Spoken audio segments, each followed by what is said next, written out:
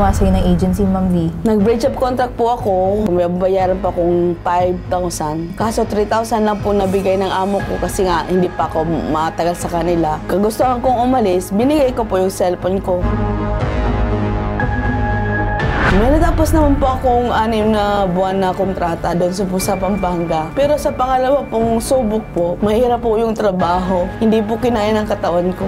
Kaya po na mild stroke po ako. Dito sa pangalawang trabaho po, mula alas 4 ng madaling araw hanggang alas 8 ng gabi. Wala po siyang pahinga, dire-diretso po yung trabaho.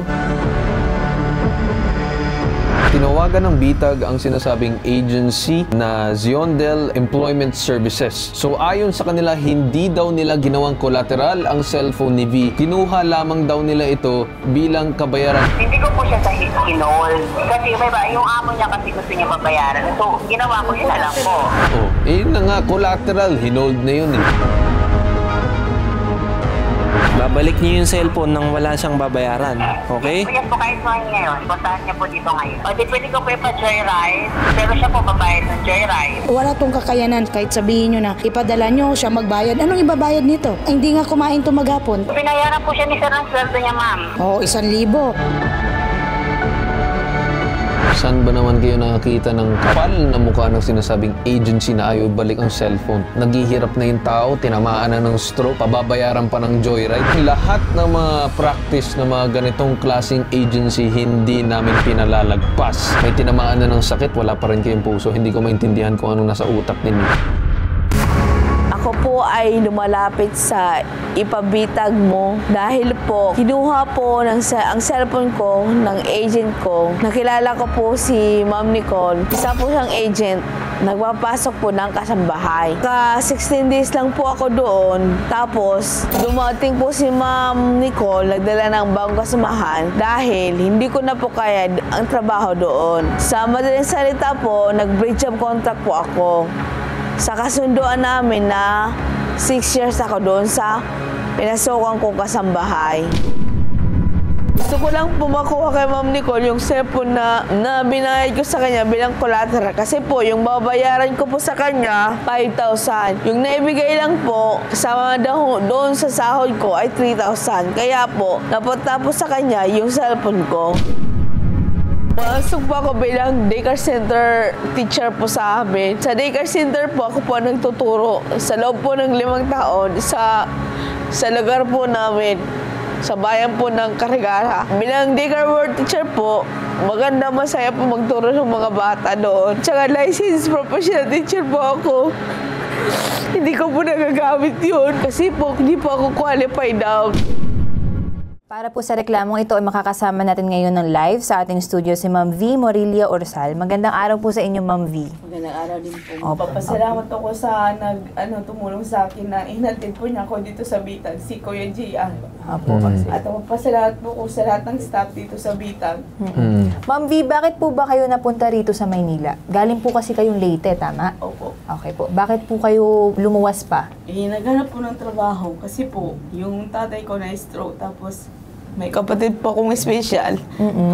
Kailangan po ng pera para mabuhay. So, hindi po kinaya nung sahod nyo bilang teacher? Opo. So, sumubok kayo dito sa Maynila para maghanap ng trabaho? Opo. Ano po yung nahanap yung trabaho, Ma'am V? Kasambahay po. May natapos naman po akong 6 na buwan na kontrata doon sa Pampanga. Pero sa pangalawa pong subok po, mahirap po yung trabaho. Hindi po kinaya ng katawan ko. Kaya po na mild stroke po ako. At doon sa unang trabaho po, magaan yung trabaho po, may pahinga. Dito sa pangalawang trabaho po, mula alas 4 ng madaling araw hanggang alas 8 ng gabi. Wala po siyang pahinga, dire-diretso po yung trabaho.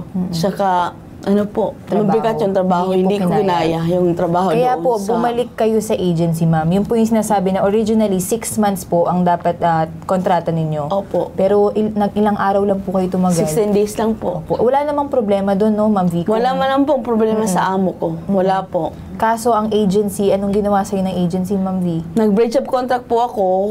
Sa breach of contract, may bayaran pa akong 5,000. Kaso 3,000 lang po nabigay ng amo ko kasi nga hindi pa ako matagal sa kanila. kagustuhan kong umalis, binigay ko po yung cellphone ko para matapos yung kabayaran. Yun po yung nirereklamo niyo, ma'am. Opo. Kinolateral niyo yung cellphone para talagang i-clear kayo ng agency doon sa amo ninyo. Opo, para makaalis po ako. Opo. Yun naman po ang naging dahilan ni Teacher V kaya siya pumunta sa Bitag. Kasi yung cellphone po niya, nandun po lahat ng contact numbers ng pamilya niya, important emergency contact, nandun po lahat. Hindi niya po matawagan. Sa totoo lang po, Sir Carl tsaka Dean, kasi ang mga investigators natin dito, matalas ang mata. Nung una pa lang, napapansin na namin na parang may mali sa pagsasalita mo, ma'am. Parang constricted ba? Opo. So yun, nung tinanong natin, yun pala, may mild stroke si Teacher V. May mild stroke si Teacher V nung pumunta po siya sa Bitag. Sir Carl, ang ginawa natin is, of course, emergency yun. Talagang mas gusto nating mauna yung health mo kaysa dun sa reklamo mo. Pero dahil gusto naming matawagan yung pamilya niya, wala nga yung cellphone. So, nahihirapan din po kaming tulungan si Teacher V. Pero ginawa po natin ng lahat para madala po siya sa ospital. At sa ngayon naman po, nandito siya ng live sa ating studio. Okay naman po siya. Medyo stable naman po. Teacher, tama po? Opo. Okay na po kayo ngayon? Okay po. So actually, yung ginawa ng Bitag dito sa sumbong na ito, tinawagan yung sinasabing agency at tuluyan nabawi yung sinasabi mong cellphone. Opo. Kasi doon sa sitwasyon mo din na nangyari sa iyo, napaka-emergency, dapat matawagan lahat ng kailangan mong mga kapamilya Opo. para mapuntahan ka, makausap ka, para maalagaan ka din kasi sino mag-aalaga sa'yo kung ikaw lang mag-isa.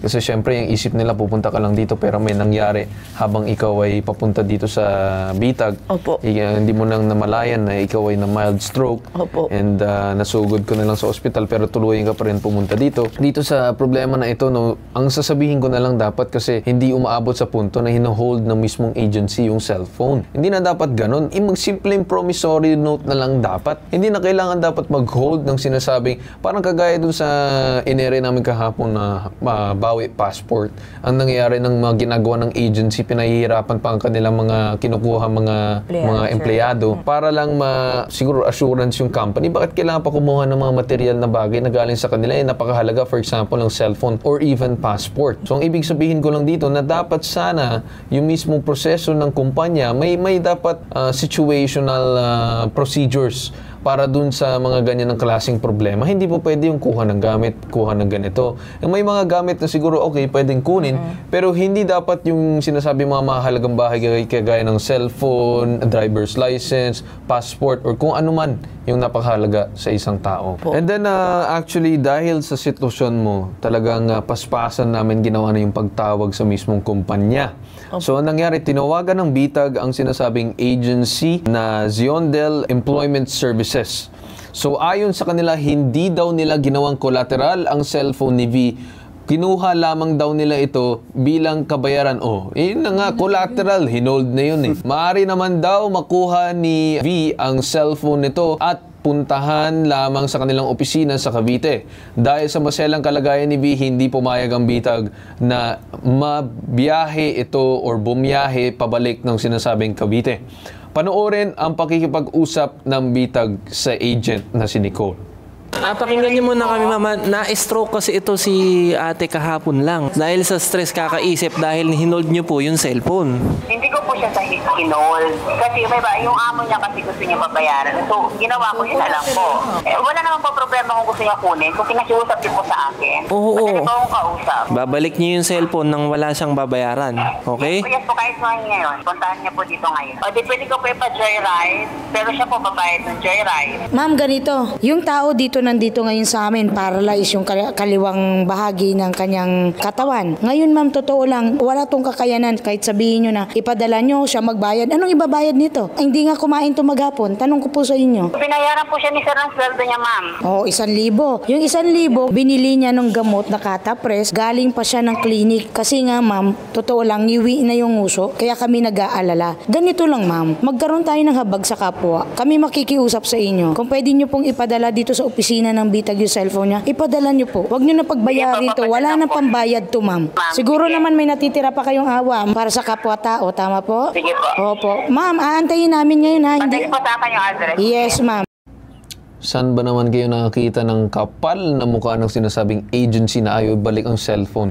Naghihirap na yung tao, tinamaan na ng stroke, pababayaran pa ng joyride. Sangkater ba mga... Ang sabi nga, papuntahin pa raw, Sir Carl. Hindi ata nakikinig yung kausap. Sinabi na nga nating na mild stroke. Ang gusto pa papuntahin sa Cavite. Well, ang masasabi ko na lang, no, kung sana nakikinig yung mismong agency.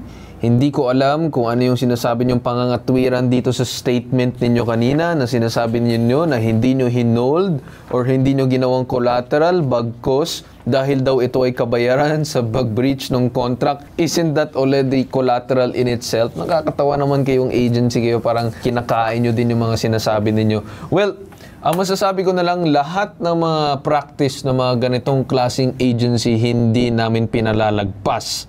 So, mangyayari siguro, maybe off-air, we'll try and talk to some agencies kung ang sino man yung pwede kausapin para mapasilip or if not, mapatawag ang sinasabing ganitong klaseng estilo. Kasi kung ako tatanungin mo, ginawa lang namin ngayon para mapresenta, mapakita sa mga tao kung anong ginawa namin action sa pobreng teacher na ito.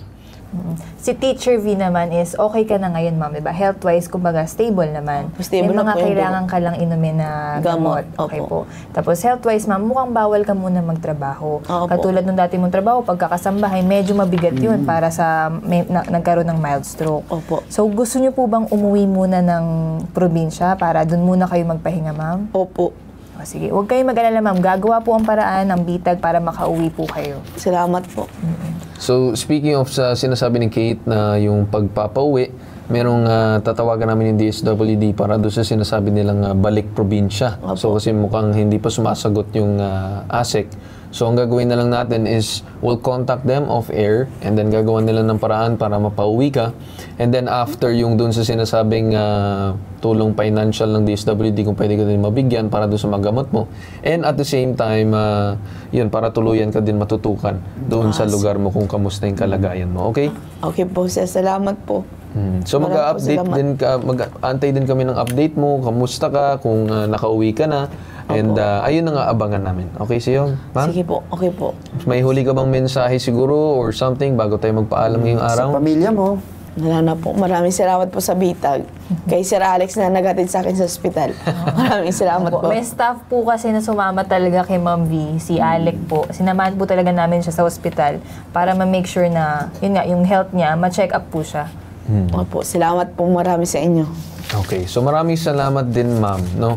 Maraming mga tao na nakaka-experience sa mga ganitong bagay, no? Especially sa mga pang-aabuso ng sinasabing agency. Huling mensahe ko na lang siguro sana sa mga agency, especially dito sa agency ni ma'am, ay sana naman umayos na kayo. May tinamaan na ng sakit, wala pa rin kayong puso. Hindi ko maintindihan kung anong nasa utak ninyo. Diyan nagtatapos ang sumbungan natin ngayong araw. Ito ang nag-iisang pambansang sumbungan, tulong at serbisyong may tatak, tatak bitag, ilalaban ka at di iiwan. Ito ang hashtag ibabitag mo.